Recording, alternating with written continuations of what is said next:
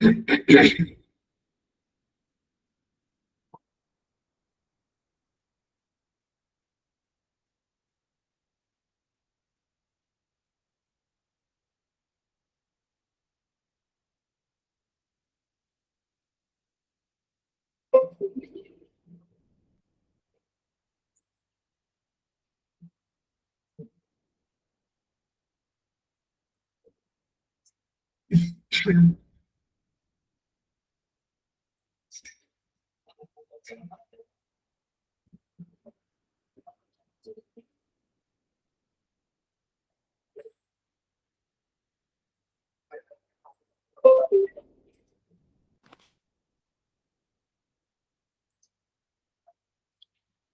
afternoon.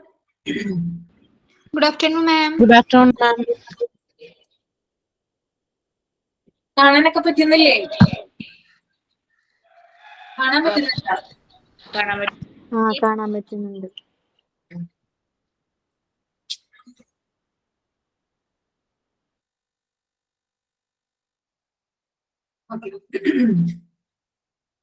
കഴിഞ്ഞ ക്ലാസ്സിൽ എടുത്ത ഇടം വരെ വായിച്ചൊക്കെ നോക്കിയിട്ടുണ്ടോ?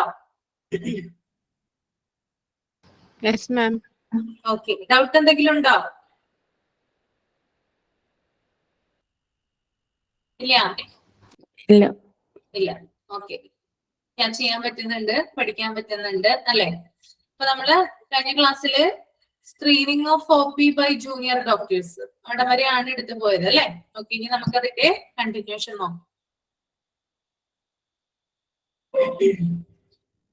Queuing theory is a scientific and mathematical way of solving problem of overcrowding. നമ്മൾ കാണുന്നതാണ് ഹോസ്പിറ്റലുകളിൽ ചെന്നാൽ എന്താണ്, ധാരാളം പേരെന്താണ് ക്യൂവിൽ നിൽക്കുന്നുണ്ടാവും അല്ലെ? പിന്നെന്താണ് കുറച്ചു പേര്, അതായത് കുറച്ചു പേര് ആ ക്യൂ നല്ല രീതിയിൽ പാലിക്കുന്നുണ്ടാവും. കുറച്ചു പേരെന്താണ് അവിടെ ഇവിടേക്ക് എന്താണ് കുറച്ച് തിരക്ക് സൃഷ്ടിക്കും. നമ്മൾ കാണുന്നതാണ് സാധാരണ. അപ്പൊ അവിടെ നമ്മൾ അപ്ലൈ ചെയ്യേണ്ട മെത്തേഡ് എന്ന് പറഞ്ഞാൽ ക്യൂയിങ് തിയറിയാണ്. ക്യൂയിങ് തിയറി എന്ന് പറഞ്ഞാല് വേറെ ഒന്നുമില്ല, അതായത് ക്യൂ നിൽക്കുന്ന സ്ഥലത്തൊക്കെ എന്താണ് സെക്യൂരിറ്റീസോ അല്ലെങ്കിൽ അവിടെ ചുമതലയുള്ള ആളുകളോ എന്ത് ചെയ്യാം, ഒന്ന് സൂപ്പർവിഷൻ കൊടുക്കുക. ഓക്കെ, അപ്പൊ അവിടെ എന്ത് ചെയ്യില്ല, ഇങ്ങനെയുള്ള തിരക്കുകളും മറ്റും വരില്ല, ഉണ്ടാവില്ല.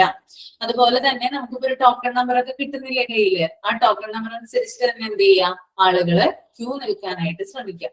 അപ്പൊ ക്യൂയിങ് തിയറി ഒരു സിസ്റ്റമാറ്റിക് വേയിൽ നമ്മൾ ചെയ്തു കഴിഞ്ഞാല് ആളുകളുടെ തിരക്കോ കാര്യങ്ങളോ ഒന്നും തന്നെ ഉണ്ടാവില്ല എന്നാണ് പറയുന്നത് കേട്ടോ.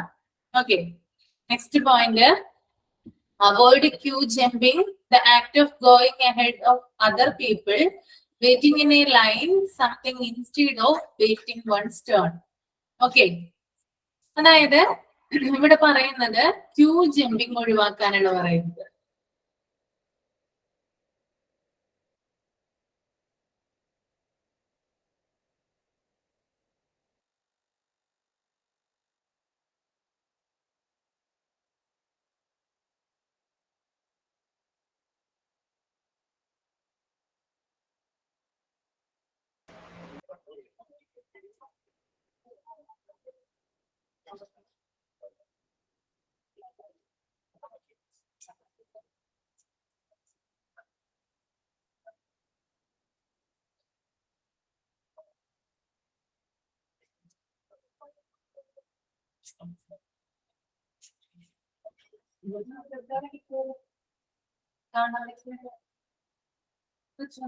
ഒരു സെക്കൻഡ് കേട്ടാ.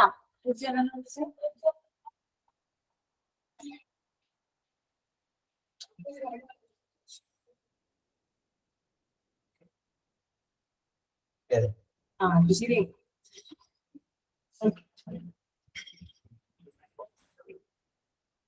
ഓക്കെ, അത് ക്യാമറയ്ക്ക് ഒരു ചെറിയ പ്രോബ്ലം ഉണ്ടായിരുന്നു, ശരിയാക്കിയതാണ് കേട്ടോ. ഓക്കെ, അപ്പൊ നമുക്ക് കണ്ടിന്യൂ ചെയ്യാം. Avoiding queue jumping, the act of going ahead of other people, waiting in a line, something instead of waiting one's turn. നമ്മൾ കാണുന്നതാണ് അല്ലെ, ക്യൂ ഒക്കെ നിൽക്കുമ്പോൾ ആൾക്കാർ എന്ത് ചെയ്യും, ഇടയിൽ വന്ന് നിൽക്കും അല്ലെ? അല്ലെങ്കിൽ ഡോക്ടറെ കാണാനായിട്ട് നമ്മൾ നിൽക്കുന്ന ആ സമയത്തായിരിക്കും പെട്ടെന്ന് തന്നെ എന്ത് ചെയ്യാം, ഒരാൾ വന്ന് പെട്ടെന്ന് തന്നെ ഡോക്ടറെ കണ്ട് കൺസൾട്ട് ചെയ്ത് പോവുക. ഇതൊക്കെ എന്താണ്, എന്താ പറയാ ഒരു പ്രോപ്പർ ആയിട്ടുള്ള ഒരു സിസ്റ്റം അല്ല അത്. അങ്ങനെയൊന്നും ചെയ്യാനായിട്ട് പാടുള്ളതല്ല. എല്ലാ പേഷ്യൻസും രോഗത്തിന് തന്നെ ട്രീറ്റ്മെന്റ് എടുക്കാനായിട്ട് വരുന്നവരാണ് അല്ലെ. അപ്പൊ അവർക്ക് എല്ലാവർക്കും ഒരേ നിയമങ്ങളാണ് എന്ത് ചെയ്യേണ്ടത്, പാലിക്കപ്പെടേണ്ടത്. അപ്പൊ എന്ത് ചെയ്യണം, ഈ ക്യൂ ജമ്പിംഗ് ഒക്കെ എന്താണ് നമ്മൾ ഒഴിവാക്കേണ്ടതുണ്ട്. ദെൻ മെയിൻറ്റെയിൻ പങ്ക്ച്വാലിറ്റി, അതായത് കൃത്യനിഷ്ഠ ഒരു പങ്ക്ച്വാലിറ്റി കീപ്പ് ചെയ്യുക. ഇപ്പൊ അവിടെ വർക്ക് ചെയ്യുന്ന ആളുകളാണെങ്കിലും അല്ലെങ്കിൽ അവിടെ വരുന്ന പേഷ്യൻസ് ആണെങ്കിലും എന്ത് തന്നെയാണ്, നല്ല രീതിയിലുള്ള ഒരു പങ്ക്ച്വാലിറ്റി എന്ത് ചെയ്യുക, കീപ്പ് ചെയ്യാനായിട്ട് ശ്രമിക്കുക. Then redressal of grievances. Redressal of grievances എന്ന് പറഞ്ഞാല് പരാതി പരിഹാരം എന്നാണ് കേട്ടോ. പേഷ്യൻസ് കംപ്ലൈന്റ് പറഞ്ഞാല് അത് ഉടനെ തന്നെ എന്ത് ചെയ്യുക, പരിഹരിക്കാനായിട്ട് ശ്രമിക്കുക. അതാണ് redressal of grievances. Okay. Then proper appointment system. Appointment സിസ്റ്റത്തിലൂടെ എന്താണ് നമുക്ക് ധാരാളം കാര്യങ്ങൾ പരിഹരിക്കാനായിട്ട് സാധിക്കും.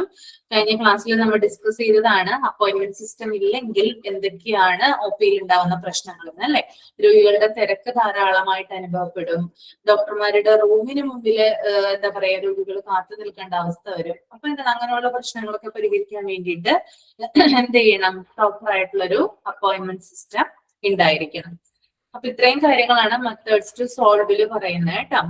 ഓക്കെ, ക്ലിയർ ആണോ?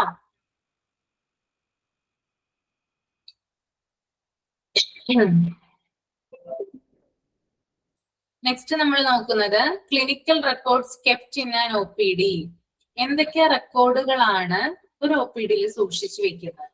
ഓക്കെ, എന്തൊക്കെ റെക്കോർഡായിരിക്കും ഇവിടെ കൊടുത്തിട്ടുണ്ട്. ഫസ്റ്റ് തന്നെ കൊടുത്തിരിക്കുന്നത് O P D registration form ആണ്. O P D registration form എന്താണ്, നമ്മളിപ്പോ ചെല്ലുമ്പോൾ ഒരു പേഷ്യന്റ് ആയിട്ട് നമ്മൾ ചെല്ലുവാണെങ്കിൽ നമ്മൾക്ക് എന്ത് തരുമോ അവിടെ നിന്ന്, നമ്മുടെ ബേസിക് ഡീറ്റെയിൽസ് ആയിട്ടുള്ള പേര്, അഡ്രസ്, ഫോൺ നമ്പർ ഒക്കെ ഫിൽ ചെയ്യാൻ വേണ്ടിയിട്ട് ഒരു ഫോം തരൂല്ലേ, അതിനാണ് എന്ത് പറയുന്നത്, രജിസ്ട്രേഷൻ ഫോം എന്ന് പറയുന്നത് കേട്ടോ. അപ്പോ ആ ഒരു ഒ പി ഡിയിലെ രജിസ്ട്രേഷൻ ഫോം നമ്മൾ എപ്പോഴും ഈ ഒരു ഡിപ്പാർട്ട്മെന്റിൽ എന്ത് ചെയ്യണം, സൂക്ഷിച്ച് വെച്ചിരിക്കുക. ഓക്കെ. ദെൻ രണ്ടാമത്തേത് അഡ്മിഷൻ ഫോം ആണ്. അഡ്മിഷൻ ഫോം എന്ന് പറഞ്ഞാൽ നമുക്കറിയാം, അതായത് ഇപ്പൊ ഇൻ കേസ് പേഷ്യൻസ് ഹോസ്പിറ്റലിൽ അഡ്മിറ്റ് ആവുകയാണെങ്കിൽ എന്താണ് അതിന് വേണ്ടിയിട്ട് പ്രത്യേകം എന്ത് ചെയ്യുന്നുണ്ട്, ഒരു ഫോം ഉണ്ട് അല്ലെ. അതായത് നമ്മള് ഇപ്പോ ഇൻ പേഷ്യന്റ് ഡിപ്പാർട്ട്മെന്റിലേക്ക്, അതായത് വാർഡുകളിലേക്ക് നമ്മൾ ചെല്ലുമ്പോൾ അവിടെ നമുക്കൊരു ഫോം തരും ഫിൽ ചെയ്ത് കൊടുക്കാനൊക്കെ വേണ്ടിയിട്ട്. അപ്പൊ നമ്മുടെ റിലേറ്റീവിനെ കൊണ്ടൊക്കെ എന്ത് ചെയ്യും, അവിടെ സൈൻ ചെയ്യിപ്പിക്കും. അപ്പൊ അതാണ് എന്ത്, അഡ്മിഷൻ ഫോം എന്ന് പറയുന്നത്. ദെൻ മൂന്നാമത്തേത് മെഡിക്കേഷൻ റെക്കോർഡാണ്. മെഡിക്കേഷൻ റെക്കോർഡ് എന്ന് പറഞ്ഞാൽ എന്താണ്, അതായത് നമ്മുടെ എന്താ പറയാ നമ്മുടെ ഫിസിക്കൽ കണ്ടീഷൻ എന്തായിട്ടാണ് നമ്മൾ ചെന്നിരിക്കുന്നത്, ഇനി നമ്മുടെ ആ കണ്ടീഷൻ അനുസരിച്ചിട്ട് നമ്മൾക്ക് തന്ന മരുന്നുകൾ എന്തൊക്കെയാണ്, അതിനെ കുറിച്ചിട്ടുള്ളൊരു എന്താ പറയാ റെക്കോർഡാണത് മെഡിക്കേഷൻ റെക്കോർഡ് എന്ന് പറയുന്നത്. Okay. Fourth one treatment record. നമ്മുടെ ചികിത്സാ സംബന്ധമായിട്ടുള്ള എല്ലാ വിവരങ്ങളും. ഫോർ എക്സാമ്പിൾ പറയുകയാണെങ്കിൽ ഇപ്പോ നമ്മളൊരു ഹോസ്പിറ്റലിൽ ചെല്ലുമ്പോൾ എന്തെങ്കിലും ഇപ്പോ കുറച്ച് ക്രിട്ടിക്കൽ ആയിട്ടായിരിക്കും ചെല്ലുന്നത്. നമ്മൾ ഏതെങ്കിലും ഒരു ഹോസ്പിറ്റലിൽ നിന്ന് റെഫർ ഔട്ട് ചെയ്തിട്ടായിരിക്കും ഈ ഹോസ്പിറ്റലിലേക്ക് കൊണ്ടുവന്നിരിക്കുന്നത് അല്ലെ. അപ്പോ നമ്മൾ മുമ്പ് ചികിത്സിച്ചിരുന്ന ആശുപത്രിയിലെ എന്തൊക്കെയാണ് നമ്മൾ അവിടെ കഴിച്ചിരുന്ന മരുന്നുകള്, നമ്മുടെ റിപ്പോർട്ടുകള് ആ കാര്യങ്ങളൊക്കെ ഉൾക്കൊള്ളുന്നതാണ് എന്ത്, ട്രീറ്റ്മെന്റ് റെക്കോർഡ് എന്ന് പറയുന്നത്. അതായത് മുൻകാലങ്ങളിൽ നമ്മൾ കഴിച്ചിരുന്ന മരുന്നുകളും കൂടി എന്തിൽ വരുന്നുണ്ട്, ട്രീറ്റ്മെന്റ് റെക്കോർഡില് വരുന്നുണ്ട് കേട്ടോ. പാസ്റ്റ് ആയിട്ടുള്ള ഹിസ്റ്ററി, പേഷ്യന്റിന്റെ past history of medical condition വരുന്നത് ട്രീറ്റ്മെന്റ് റെക്കോർഡിലാണ്. ഓക്കെ.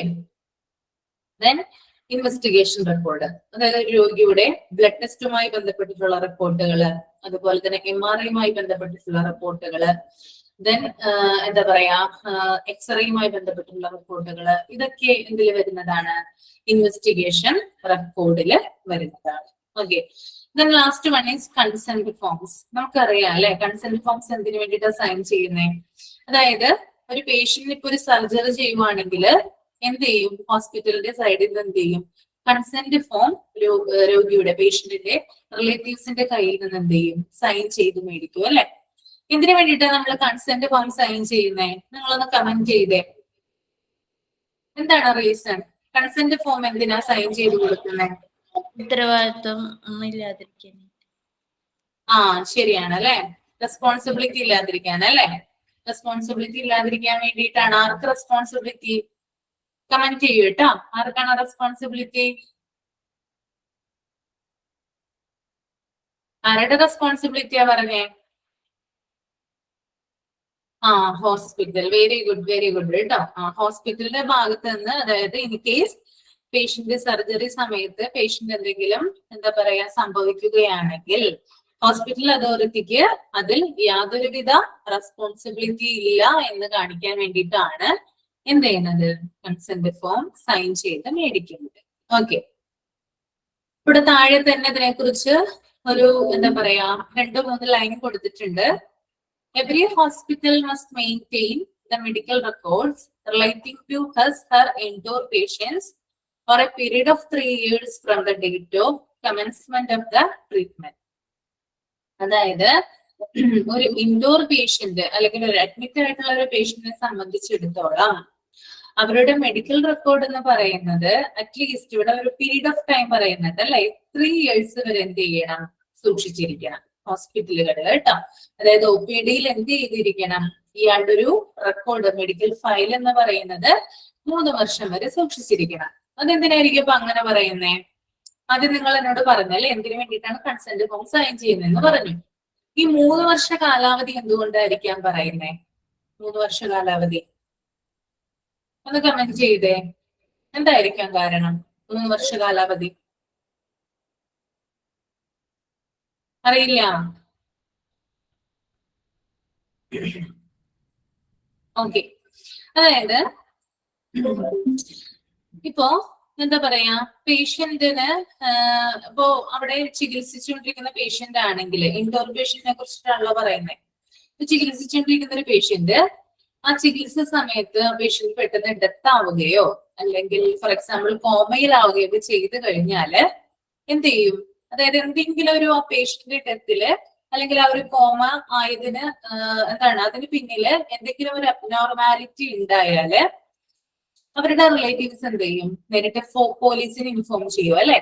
പോലീസിന് ഇൻഫോം ചെയ്യുമ്പോൾ അതായത് ഇവര് വന്ന കേസ്, അതായത് അന്വേഷണങ്ങളും കാര്യങ്ങളൊക്കെ നടന്ന് ചിലപ്പോ കോടതിയിലൊക്കെ കേസൊക്കെ ഫയൽ ചെയ്ത് കഴിഞ്ഞാല് ഇവർക്ക് എന്ത് വേണം? ഇവരുടെ കയ്യില് ഈ രോഗിക്ക് കൊടുത്തിട്ടുള്ള ഈ റെക്കോർഡ്സ്, അതായത് അയാളുടെ എല്ലാ കാര്യങ്ങളും ട്രീറ്റ്മെന്റ് അടങ്ങിയിട്ടുള്ള എല്ലാ കാര്യങ്ങളും അടങ്ങിയിട്ടുള്ള റെക്കോർഡ്സ് ഹോസ്പിറ്റലിന്റെ കൈവശം വേണം. ഓക്കെ, കോടതിയിൽ സബ്മിറ്റ് ചെയ്യാനും പോലീസിന് സബ്മിറ്റ് ചെയ്യാനും ഒക്കെ. അപ്പൊ അതിന് വേണ്ടിയിട്ടാണ് എന്ത് ചെയ്യുന്നത്? ഇതിങ്ങനെ സൂക്ഷിച്ചു വെക്കുന്നത്. ഇനി വേറൊരു കേസിലും പറയാറുണ്ട്, അതായത് എന്തെങ്കിലും അപകടം കാരണമോ അല്ലെങ്കിൽ എന്തെങ്കിലും മാരകമായിട്ടുള്ള രോഗങ്ങൾ വന്നോ മരിക്കുന്ന പേഷ്യൻസിന് ഇൻഷുറൻസ് ക്ലെയിം കിട്ടാൻ വേണ്ടിയിട്ട്.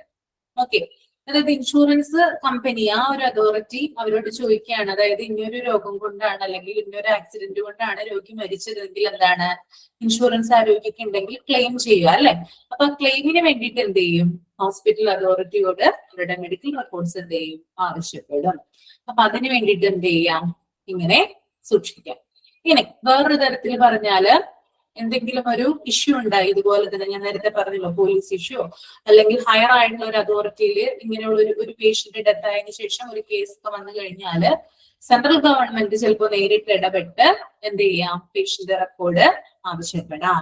അപ്പൊ ഹൈ അതോറിറ്റിക്ക് മുന്നില് ഈ ഒരു റെക്കോർഡ് എന്ത് ചെയ്യണം? അതായത് ഹോസ്പിറ്റലിന്റെ ഭാഗത്ത് നിന്ന് യാതൊരു പിശകും ഇല്ലാതിരിക്കാൻ വേണ്ടിയിട്ട് ഈ മെഡിക്കൽ റെക്കോർഡുകൾ എന്ത് ചെയ്യണം? ഗവൺമെന്റുകൾക്ക് മുമ്പിലൊക്കെ സബ്മിറ്റ് ചെയ്യേണ്ടതായിട്ടുള്ള ആവശ്യം വരും.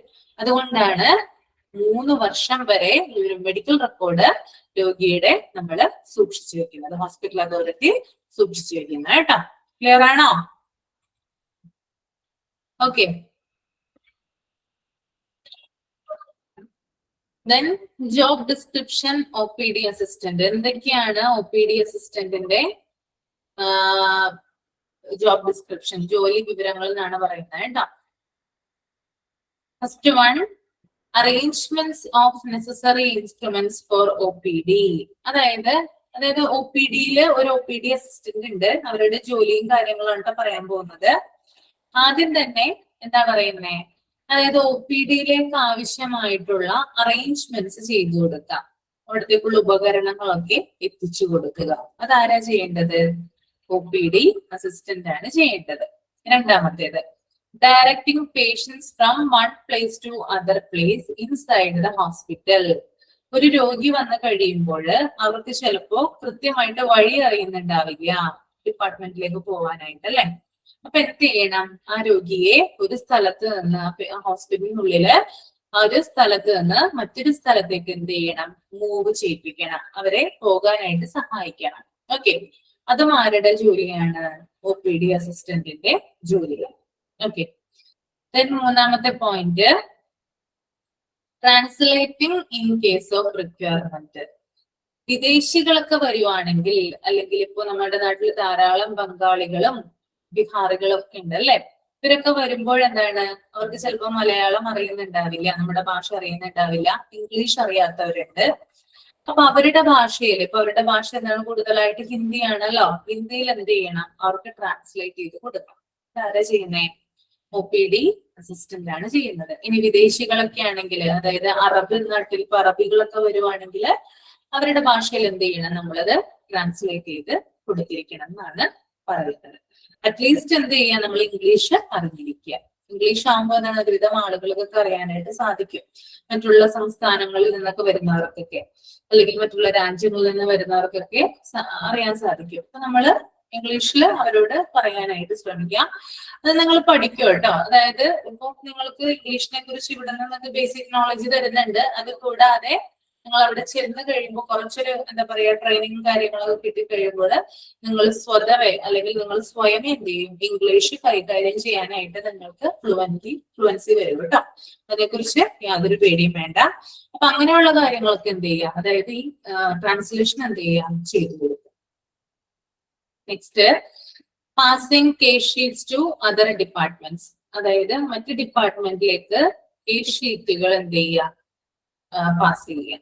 Okay, then explaining basic details like medicines, treatment and reason for waiting to the patients. അതുപോലെ തന്നെ മറ്റുള്ള, അതായത് ഒരു പേഷ്യന്റിനെ സംബന്ധിച്ച് ബേസിക് ആയിട്ടുള്ള ഡീറ്റെയിൽസ് എന്ത് ചെയ്ത് കൊടുക്കുക? എക്സ്പ്ലെയിൻ ചെയ്ത് കൊടുക്കുക.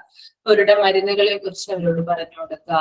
ദെൻ അവരുടെ ട്രീറ്റ്മെന്റിനെ കുറിച്ച്, പിന്നെ എന്തുകൊണ്ടാണ് അവിടെ അധിക നേരം വെയിറ്റ് ചെയ്യേണ്ടി വരുന്നത്, അങ്ങനെയുള്ള കാര്യങ്ങളൊക്കെ എന്ത് ചെയ്യാം? പേഷ്യന്റിനെ പറഞ്ഞ് ധരിപ്പിക്കുക.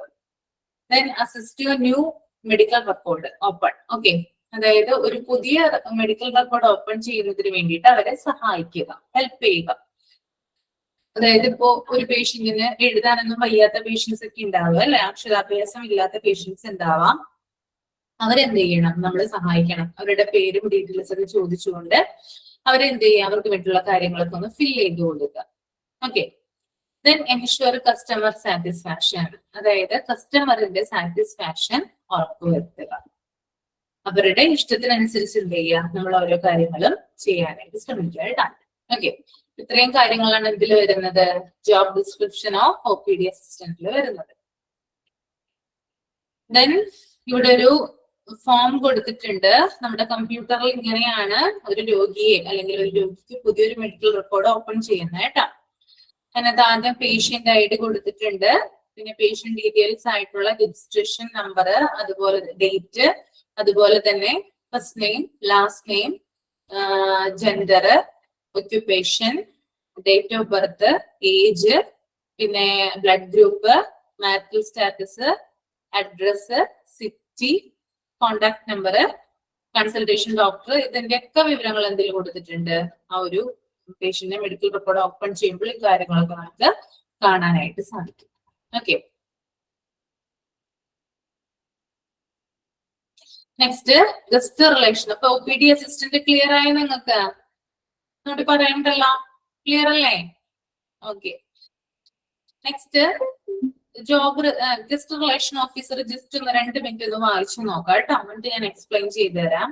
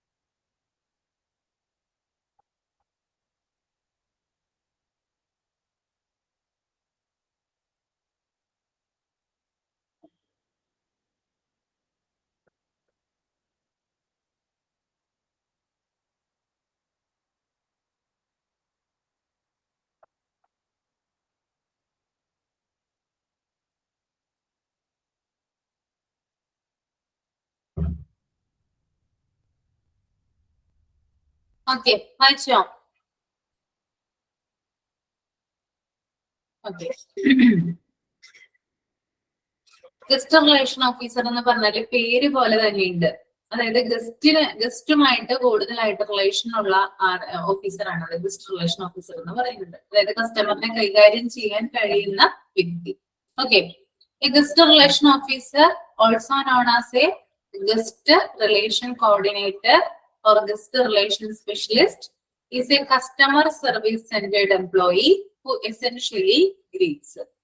ഇപ്പൊ ഗസ്റ്റ് റിലേഷൻ ഓഫീസർ എന്ന് പറഞ്ഞാല് ഏതൊക്കെ പേരിലാണ് അറിയപ്പെടുന്നത്? അദ്ദേഹം ഗസ്റ്റ് റിലേഷൻ കോർഡിനേറ്റർ എന്നറിയപ്പെടുന്നു, കൂടാതെ ഗസ്റ്റ് റിലേഷൻ സ്പെഷ്യലിസ്റ്റ് എന്ന് അറിയപ്പെടുന്നു. ഓക്കെ, അദ്ദേഹം കസ്റ്റമർ സർവീസ് സെന്റേർഡ് എംപ്ലോയി ആണ്. അതായത് ഹോസ്പിറ്റലിൽ വരുന്ന കസ്റ്റമർ എന്ന് പറഞ്ഞാല് ഹോസ്പിറ്റലിൽ വരുന്ന പേഷ്യൻസ് ആണ് അല്ലെ. അപ്പൊ അവരെ കേന്ദ്രീകരിച്ചുകൊണ്ട് മാത്രം, അല്ലെങ്കിൽ അവർക്ക് കൂടുതൽ സേവനം കൊടുത്തുകൊണ്ട്, അവർക്ക് കൂടുതൽ സർവീസ് കൊടുത്തുകൊണ്ട് പ്രവർത്തിക്കുന്ന സ്റ്റാഫാണ് ആര്? ഗസ്റ്റ് റിലേഷൻ ഓഫീസർ കേട്ടോ.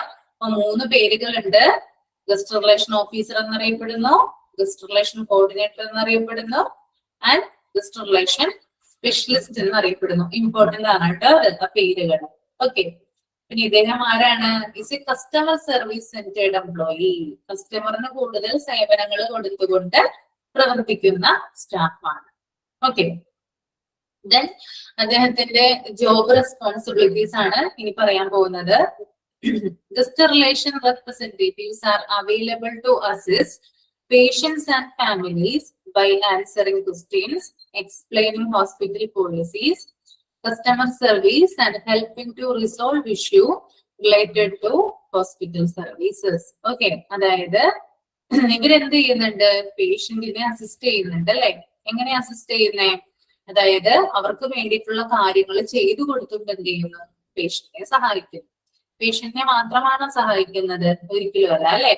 അവരുടെ ഫാമിലീസിനെ അസിസ്റ്റ് ചെയ്യുന്നു, അവർ ചോദിക്കുന്ന ചോദ്യങ്ങൾക്ക് മറുപടി നൽകുന്നു, ഹോസ്പിറ്റലിന്റെ പോളിസിയെ കുറിച്ച് എക്സ്പ്ലെയിൻ ചെയ്യുന്നു.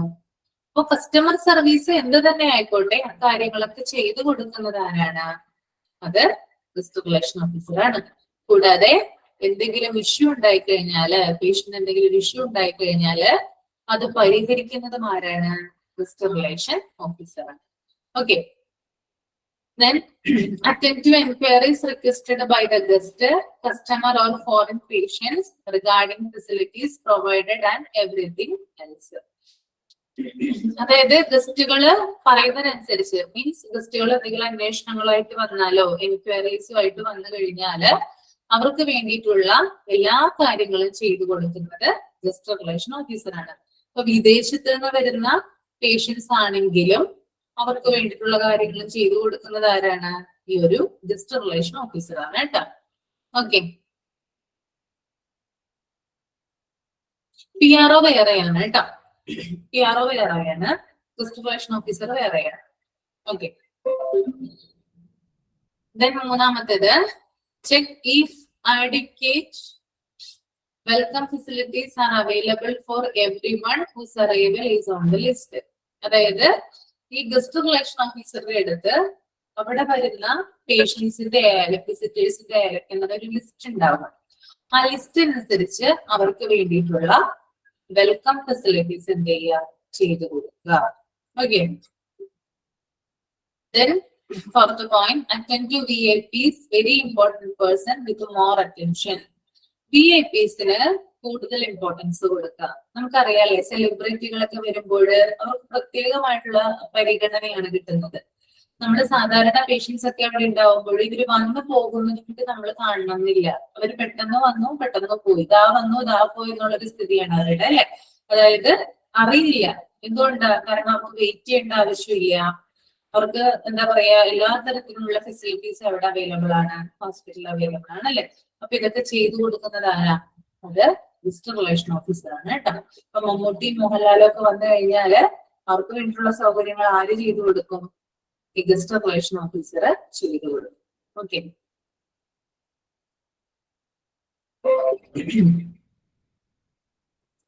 then maintain a polite and humble personality while attending to the guest. അതുപോലെ തന്നെ ഗസ്റ്റുകളെ കൈകാര്യം ചെയ്യുമ്പോൾ വളരെ എന്താണ് പൊളൈറ്റ് ആയിട്ട് അല്ലെങ്കിൽ ഹമ്പിൾ ആയിട്ട് എന്ത് ചെയ്യണം നമ്മള് കൈകാര്യം ചെയ്യണം. അവരോട് നല്ല റെസ്പെക്റ്റോട് കൂടി ഭയഭക്തി ബഹുമാനത്തോടു കൂടിയിട്ട് എന്ത് ചെയ്യണം, നമ്മൾ അവരെ മാനേജ് ചെയ്യണം. Then provide a detailed description of all information that can be potentially asked for along with the document needed. ഇനി പേഷ്യന്റിന് എന്തെങ്കിലും ഒരു ഹെൽത്ത് ഇഷ്യൂസിനെ സംബന്ധിച്ചോ അല്ലെങ്കിൽ അതിന്റെ മെഡിക്കൽ റിപ്പോർട്ടുകളൊക്കെ സംബന്ധിച്ച് എന്തെങ്കിലും ഒരു ഡൗട്ട് ഉണ്ടായി കഴിഞ്ഞാല് അതിനെ കുറിച്ച് ഒരു ഡീറ്റെയിൽ ആയിട്ടുള്ള ഡിസ്ക്രിപ്ഷൻ ആരാണ് കൊടുക്കേണ്ടത്? അത് ഗസ്റ്റ് റിലേഷൻ ഓഫീസർ ആണ് കൊടുക്കേണ്ടത്. ഓക്കെ, മൈന്യൂട്ട് ആയിട്ടുള്ള ചില കാര്യങ്ങളായിരിക്കും, അതിന് നല്ല രീതിയിലുള്ള ഒരു വിശദീകരണം ആര് കൊടുക്കണം?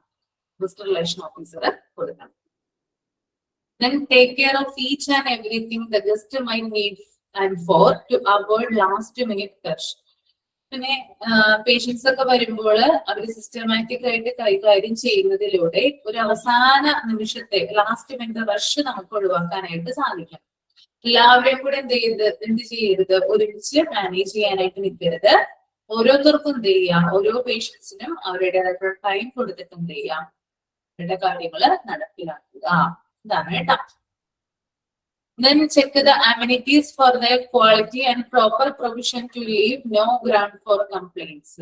അതുപോലെ തന്നെ പേഷ്യന്റ് അടുത്ത് നിന്ന് പരാതി കംപ്ലൈന്റ്സ് ഉണ്ടാവാതിരിക്കാൻ വേണ്ടിയിട്ട് അവർക്ക് വേണ്ടിയിട്ട് എല്ലാ സൗകര്യങ്ങളും എന്ത് ചെയ്യാം, ചെയ്തു കൊടുക്കുക.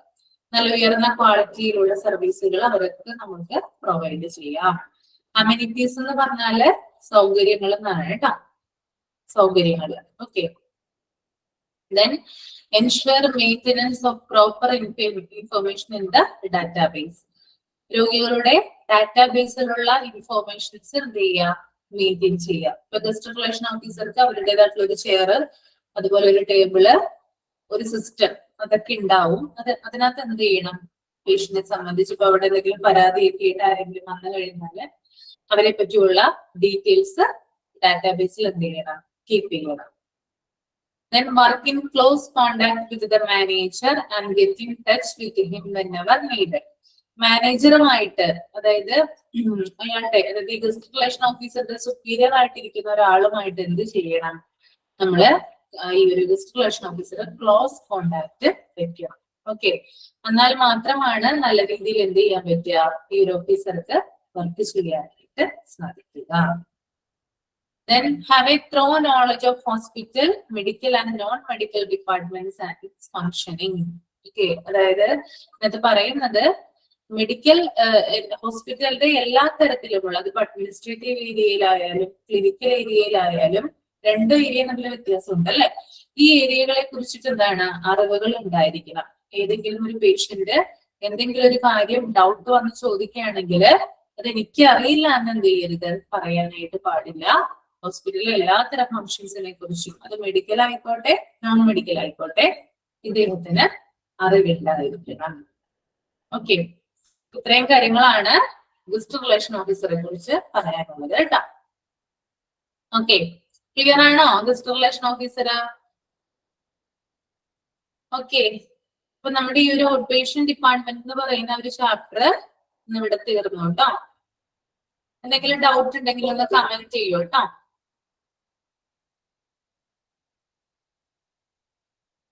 ഏത് പോയിന്റ് ഒന്നും കൂടി പറയണ്ടേ?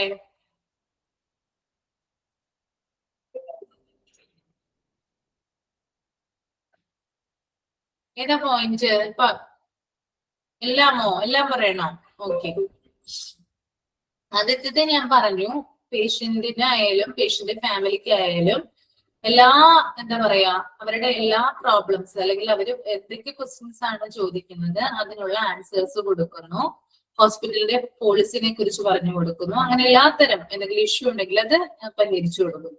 ദെൻ രണ്ടാമത്തേത് എന്താ പറയാ, എന്തെങ്കിലും ഇപ്പൊ ഫോറിൻ പേഷ്യൻസ് ഉൾപ്പെടെ പേഷ്യൻസ് വന്നു കഴിയുമ്പോൾ അവരെന്തെങ്കിലും അന്വേഷണങ്ങളൊക്കെ നടത്തുകയാണെങ്കിൽ അതിനുള്ള മറുപടി കൊടുക്കുന്നു. പിന്നെ പേഷ്യൻസിന് വെൽക്കം ഫെസിലിറ്റീസ് കൊടുക്കുന്നു. VIPസിനെ എന്ത് പറയുന്നു, അവർക്ക് ഇമ്പോർട്ടൻസ് കൊടുക്കുന്നു. അവരോട് പൊളൈറ്റ് ആയിട്ടും ഹമ്പിൾ ആയിട്ടും എന്ത് ചെയ്യുന്നു, പെരുമാറുന്നു, അവർ അറ്റൻഡ് ചെയ്യുന്നു. അതുപോലെ തന്നെ എന്തെങ്കിലും കാര്യങ്ങൾ ചോദിക്കുകയാണെങ്കിൽ അതിന് മാത്രമായിട്ടല്ല മറുപടി പറയുന്നത്, അതിനെക്കുറിച്ച് ഡീറ്റെയിൽ ആയിട്ടുള്ള ഡിസ്ക്രിപ്ഷൻ കൊടുക്കുന്നു. അതുപോലെ തന്നെ എല്ലാ കാര്യങ്ങളും സിസ്റ്റമാറ്റിക് ആയിട്ട് ചെയ്യുന്നു. പിന്നെ പേഷ്യന്റിന് ഉയർന്ന നിലവാരത്തിലുള്ള സൗകര്യങ്ങൾ ഒരുക്കി കൊടുക്കുന്നു. പേഷ്യന്റ് ഡാറ്റാബേസിലുള്ള വിവരങ്ങൾ സൂക്ഷിച്ചു വെക്കുന്നു. എപ്പോഴും മാനേജറുമായിട്ടുള്ള ഒരു ക്ലോസ് കോണ്ടാക്ട് കീപ്പ് ചെയ്യുന്നു. മെഡിക്കൽ ആൻഡ് നോൺ മെഡിക്കൽ ഡിപ്പാർട്ട്മെന്റ്സിനെ കുറിച്ച് കൂടുതലായിട്ട് അറിവുണ്ടാകും. ഓക്കെ, ഇത്രയും കാര്യങ്ങളാണ് ഇവരുടെ റെസ്പോൺസിബിലിറ്റീസിൽ വരുന്നത്. ഇദ്ദേഹം എന്ന് പറയുന്നത് നിങ്ങൾ പ്രധാനമായിട്ട് നോട്ട് ചെയ്യേണ്ടത്, ഈ ഒരു സ്റ്റാഫ് എന്ന് പറയുന്നത് കസ്റ്റമർ സർവീസ് സെന്റേർഡ് എംപ്ലോയി ആണ്. ഓക്കെ, അതാണ് പ്രധാനമായിട്ടുള്ളത്. പിന്നെ ഏതൊക്കെ പേരിലാണ് അദ്ദേഹം അറിയപ്പെടുക അതും കൂടി എന്ത് ചെയ്യുന്നുണ്ട്, എക്സാമിന് വരാറുണ്ട് കേട്ടോ. ഓക്കെ, ഒരു 2-3 ക്വസ്റ്റ്യൻസ് എഴുതിക്കോളൂ കേട്ടോ.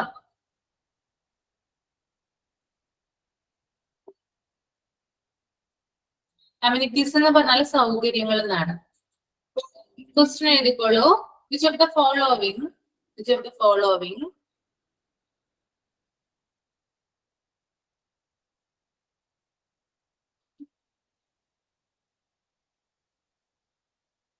does not come under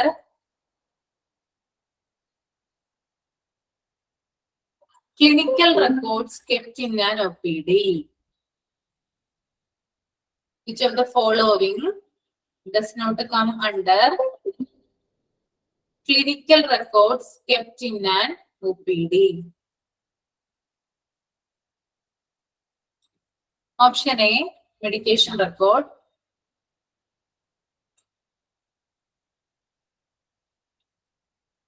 Option B, treatment record.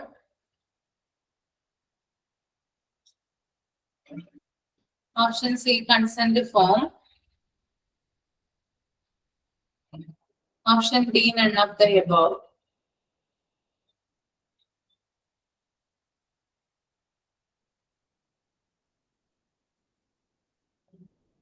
ഏതാ ആൻസർ വരുന്നത്? കമന്റ് ചെയ്തു.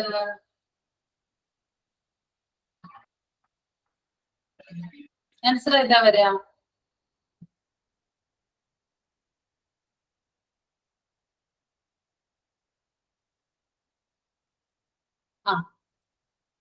ക്വസ്റ്റ്യൻ നമ്മൾ പറയാം. Which of the following does not come under clinical records kept in an OPD? Option A, medication record. Option B, treatment record. Option C, consent form. Option D, none of the above. താഴെ കൊടുത്തിരിക്കുന്നവയിൽ ഏതാണ് OPD-യിൽ സൂക്ഷിക്കാത്ത clinical record എന്നാ ചോദിച്ചിരിക്കുന്നത്? Okay, ഏതാ വരിക? D ആണ് വരിക. ഇതൊന്നും അല്ല, കാരണം 3 എണ്ണം എന്താണ് OPD-യിൽ സൂക്ഷിക്കുന്നതാണ് കേട്ടോ. ഓക്കെ, അപ്പോ ഡി ആണ് ആൻസർ വരിക. ദെൻ രണ്ടാമത്തെ ക്വസ്റ്റ്യൻ, അതിന് ഓപ്ഷൻ ഇല്ല കേട്ടോ, നിങ്ങൾ തന്നെ എഴുതുക. Dash is A customer service centred employee. Dash is a customer service centered employee.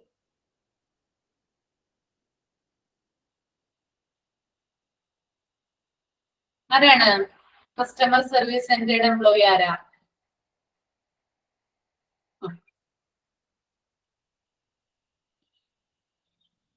District relation officer. ഒരു ക്വസ്റ്റ്യനും കൂടി എഴുതിക്കോളൂ കേട്ടോ. Which of the following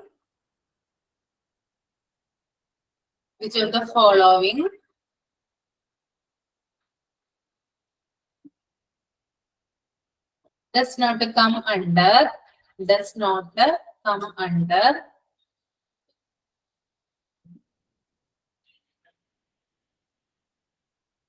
the therapeutical equipment?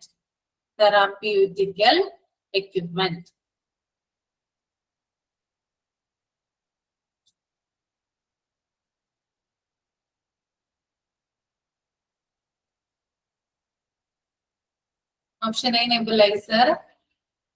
Which of the following does not come under the therapeutic equipment? Therapeutic equipments പെടാത്തത് ഏതൊക്കെയാണെന്നാണ് കേട്ടോ. Option A, nebulizer. Option B, laryngoscope. Option C, bronchoscope.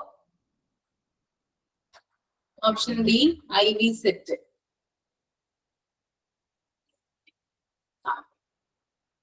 Good. IV set കേട്ടോ. IV set എന്തിലാ വരുന്നത് ഇപ്പൊ? IV set എന്താ? Comment ചെയ്തേ. ഏത് വിഭാഗത്തിലാ വരുന്ന IV set? Instruments. Good, very good കേട്ടോ. Okay. അപ്പൊ നമ്മള് ഇനി പുതിയൊരു ചാപ്റ്റർ എടുക്കാൻ പോവാണ് കേട്ടോ. കുറച്ചും കൂടി ഇൻട്രസ്റ്റിംഗ് ആയിട്ടുള്ള ടോപ്പിക് ആണ്, ചാപ്റ്റർ ആണ് ആക്സിഡന്റ് ആൻഡ് എമർജൻസി ഡിപ്പാർട്ട്മെന്റ്. നിങ്ങള് ഹോസ്പിറ്റലൊക്കെ പോകുമ്പോൾ പ്രത്യേകം ഒരു വിഭാഗം ഇതിനു വേണ്ടി പ്രവർത്തിക്കുന്നുണ്ട് അല്ലെ? കണ്ടിട്ടുണ്ടാവും അല്ലെ? നിങ്ങള് കണ്ടിട്ടില്ലേ? നിങ്ങൾ ആക്സിഡന്റ് ആൻഡ് എമർജൻസി ഡിപ്പാർട്ട്മെന്റ് ഹോസ്പിറ്റലിലെ? ഓക്കെ.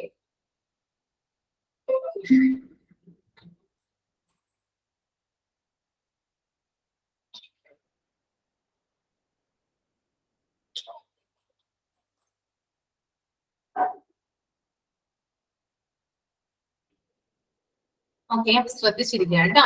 ഇൻട്രൊഡക്ഷൻ കൊടുത്തിട്ടുണ്ട്. The Accident and Emergency Department, A&E, assesses and treats people with a major trauma, serious injuries, and illness. And those in need of emergency treatment, it is open 24 hours a day. In emergencies, patient with the loss of consciousness, confusion, persistent severe chest or abdominal pain, stroke, breathing difficulties are also treated.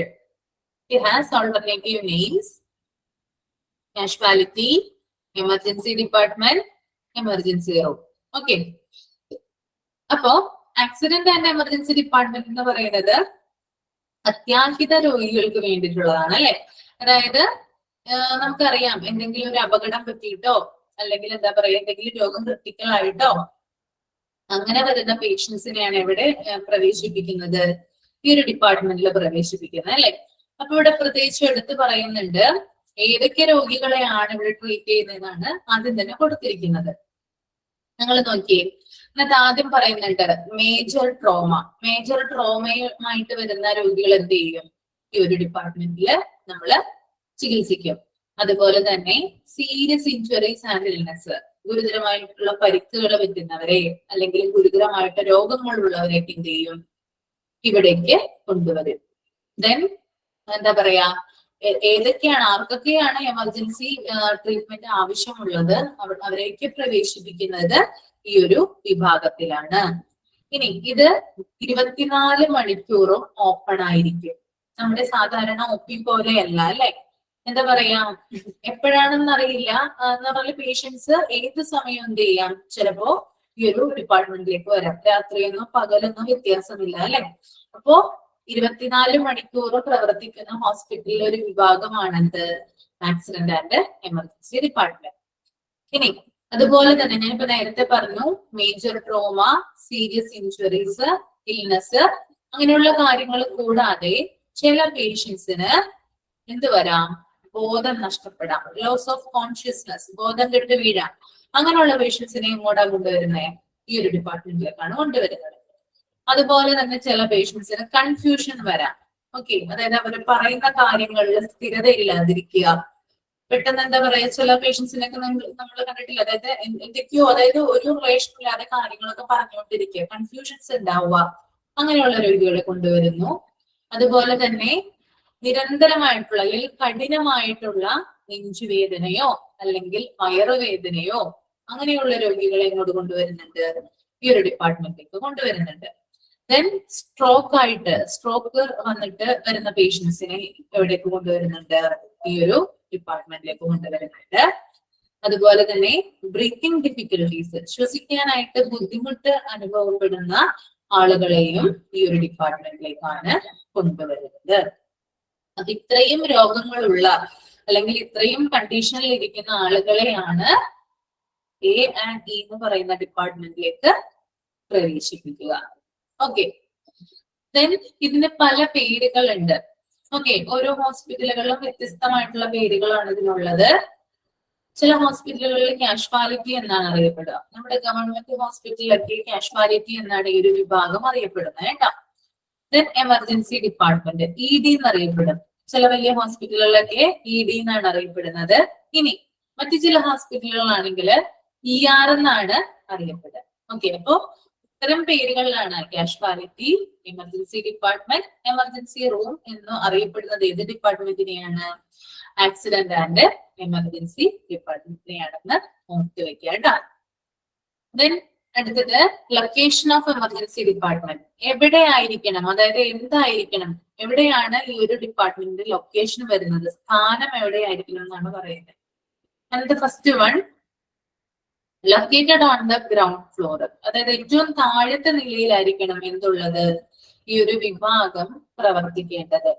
ഒരാൾ പെട്ടെന്ന് accident ആയിട്ട് കൊണ്ടുവരികയാണ് അല്ലെ, immediate ആയിട്ട് അയാൾക്ക് care കൊടുക്കണം.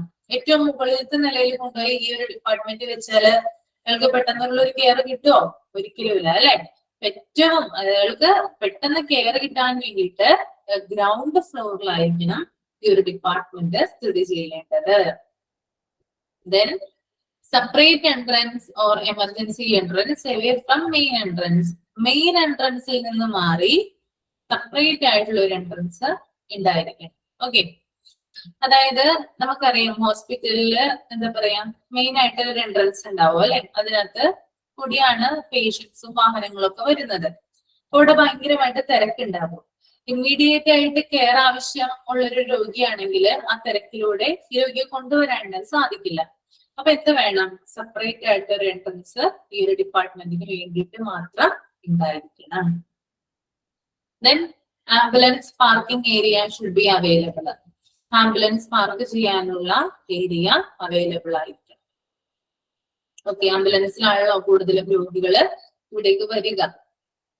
Then നാലാമത്തത്, well marked proper lighting and signs. ഈ ഒരു ഡിപ്പാർട്ട്മെന്റില് എന്ത് ചെയ്തിരിക്കണം, മാർക്ക് ചെയ്തിരിക്കണം. എന്താണ്, പ്രോപ്പർ ലൈറ്റിങ്ങും കാര്യങ്ങളൊക്കെ ഉപയോഗിച്ച് ആ ഒരു ഡിപ്പാർട്ട്മെന്റിന്റെ പേര് എഴുതിയിരിക്കണം. നിങ്ങള് ശ്രദ്ധിച്ചിട്ടുണ്ടാകും ഈ ഒരു ഡിപ്പാർട്ട്മെന്റിന്റെ ഹെഡ്, അതായത് ഈ ഒരു ഡിപ്പാർട്ട്മെന്റ് ഇപ്പൊ കാഷ്വാലിറ്റിന്നൊക്കെ കൂടുതലായിട്ട് റെഡ് കളറിലാണ് ഉണ്ടാവുക. നിങ്ങൾ ശ്രദ്ധിച്ചിട്ടുണ്ടോ? അത് കമന്റ് ചെയ്തേ. ശ്രദ്ധിച്ചിട്ടുണ്ട് അല്ലേ? അതാണ് ഇവിടെ പറയുന്നത് കേട്ടോ. അതായത് വെൽ മാർക്കഡ് ആയിട്ടുള്ള പ്രോപ്പർ ലൈറ്റിംഗ് ആൻഡ് സൈൻസ് ഇവിടെ യൂസ് ചെയ്തിരിക്കണം. റെഡ് കളറാണ് കൂടുതലായിട്ട് ഈ ഒരു വിഭാഗത്തിന് എന്ത് ചെയ്യേണ്ടത്, ലൈറ്റിനിങ് കൊടുക്കേണ്ടത്. റെഡ് കളറിന്റെ പ്രത്യേകത വേവ് ലെങ്ത് കൂടിയ കളറാണത് റെഡ് എന്ന് പറയുന്നത്. വേവ് ലെങ്ത് കുറവുള്ള കളറാണ് വയലറ്റ് എന്ന് പറയുന്നത്.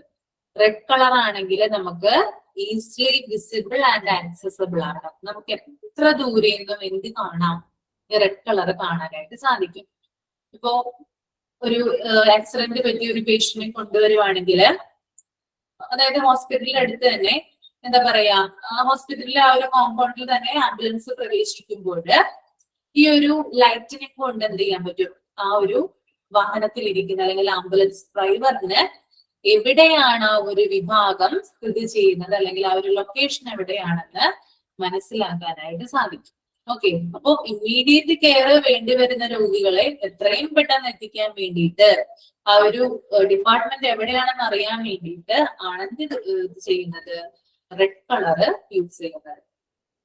അതുപോലെ തന്നെ നമുക്കറിയാം എന്താണ്, ഈ നമ്മൾ ട്രെയിനൊക്കെ പോകുമ്പോൾ അല്ലെ, എന്താ റെഡ് കളറുള്ള ഫ്ലാഗ് അല്ലേ കാണിക്കുന്നത്. ഇന്നത്തെ ഒരു സാഹചര്യം വന്നു കഴിഞ്ഞാല് എന്തുകൊണ്ടായിരിക്കും അത്, അകത്തിരിക്കുന്ന ലോക്കോ പൈലറ്റിന് പെട്ടെന്ന് തന്നെ എന്ത് ചെയ്യാൻ പറ്റും, അത് വിസിബിൾ ആകും.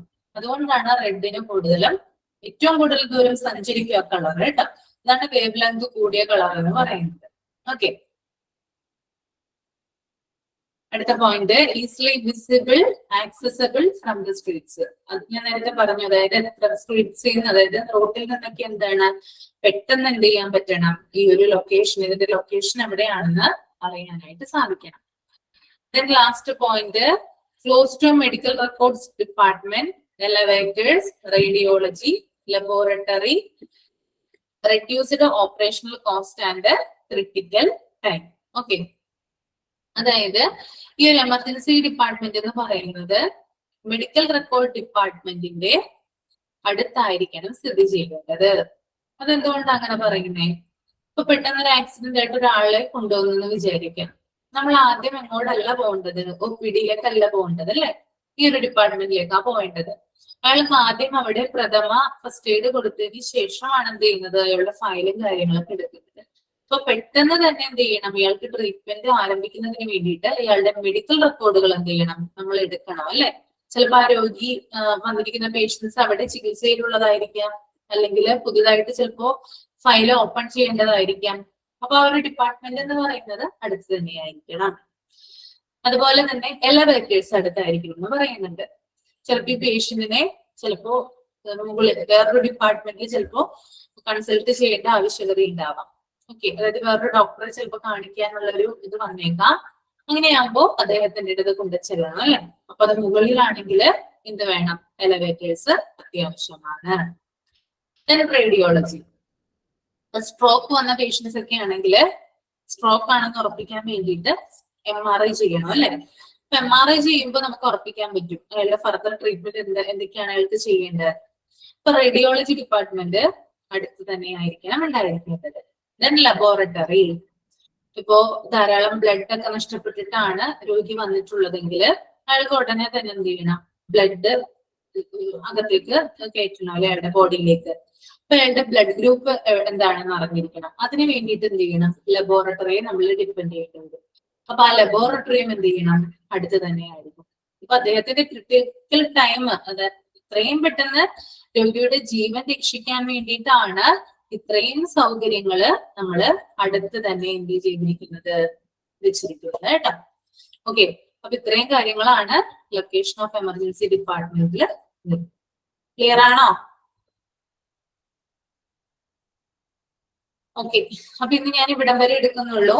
എന്തെങ്കിലും ഡൗട്ടോ കാര്യങ്ങളോ ഉണ്ടെങ്കിൽ ചോദിക്കാം കേട്ടോ. മൈക്ക് ഓൺ ചെയ്യാം. ഓക്കെ, ചോദിച്ചോളൂ കേട്ടോ. Elevators എന്ന് വെച്ചാ എന്താ? എന്താ Elevators എന്ന് വെച്ചാ എന്താ? കേട്ടില്ല കേട്ടോ ഞാൻ. Elevators എന്ന് വെച്ചാ എന്താ? ഒന്ന് കമന്റ് ചെയ്തേ.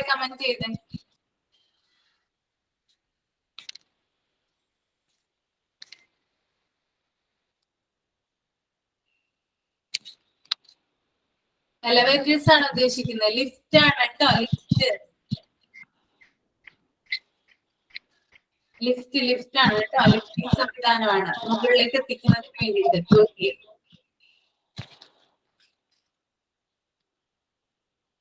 ഓക്കെ,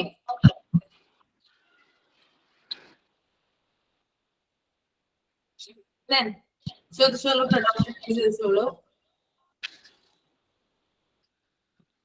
എല്ലാവർക്കും ക്ലിയർ ആയോ? യെസ് മാം, ക്ലിയർ ആണ്. ക്ലിയർ ആണ്, ആർക്കും ഡൗട്ട് ഒന്നും ഇല്ല.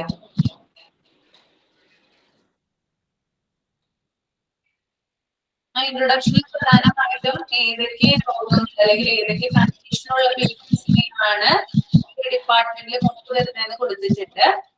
അത് ബൈഹാർട്ട് തന്നെ പഠിച്ചു വെക്കണം കേട്ടോ. ഏതൊക്കെയായിരുന്നു നീ പറഞ്ഞിരുന്നത്? ഒന്ന് പറഞ്ഞ ആരെങ്കിലും. എമർജൻസി ഡിപ്പാർട്ട്മെന്റ്, എമർജൻസി പറഞ്ഞേ, ഏതൊക്കെ രോഗങ്ങളുമായിട്ട് വരുന്നവരെയാണ് എമർജൻസി ഡിപ്പാർട്ട്മെന്റിൽ ട്രീറ്റ് ചെയ്യുന്നത്? മേജർ ട്രോമ, പിന്നെ major trauma, serious injuries and illness, and those in need of emergency treatment. പിന്നെയും പറഞ്ഞു. അത് മാത്രമാണോ? ഇനിയുണ്ടല്ലോ. Consciousness, confusion, confusion, persistence, severe chest or abdominal pain, stroke, breathing difficulties. Okay, എത്ര മണിക്കൂറാണ് ഒരു എമർജൻസി ഡിപ്പാർട്ട്മെന്റ് പ്രവർത്തിക്കുന്നത്? 24 hours. 24 hours. 24 hours. 24 hours അല്ലേ? ഓക്കെ.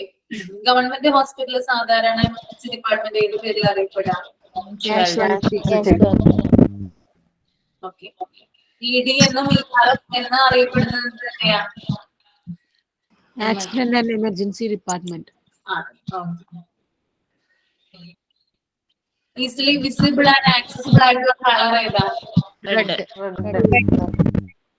ഓക്കെ.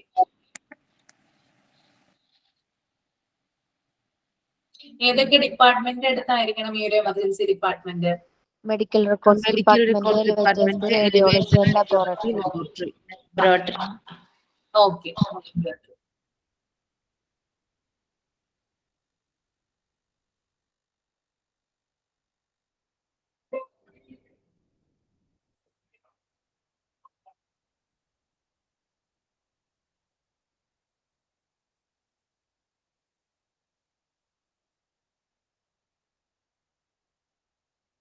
നമ്മളിന്ന് OPD കംപ്ലീറ്റ് ചെയ്തിട്ടുണ്ടായിരുന്നു.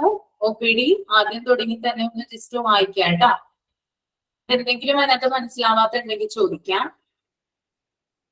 നെക്സ്റ്റ് ക്ലാസ്സിൽ വരുമ്പോൾ. Then accident and emergency department ഇന്നെടുത്തത് വരെ എന്ത് ചെയ്യാം, വായിച്ചു നോക്കാം. ഈസി അല്ലേ പഠിക്കാനായിട്ട് accident and emergency? Yes, ma'am. ഇഷ്ടായോ? Yes. Yes, ma'am. ഓക്കെ. കൂടുതൽ ഇൻട്രസ്റ്റിംഗ് ആണ്. കൂടുതൽ കുറച്ച് കാര്യങ്ങൾ ഇതിനകത്ത് കൂടുതൽ അറിയാനുണ്ട്. അപ്പൊ നമുക്ക് ഇനി എന്ത് ചെയ്യാം, നെക്സ്റ്റ് ക്ലാസ്സിൽ കണ്ടിന്യൂ ചെയ്യാം കേട്ടോ. Okay. Okay, ma'am. Mind up ചെയ്യാൻ കേട്ടോ. Thank you, ma'am. Okay, ma'am. Thank you. Thank you, ma'am. Thank you.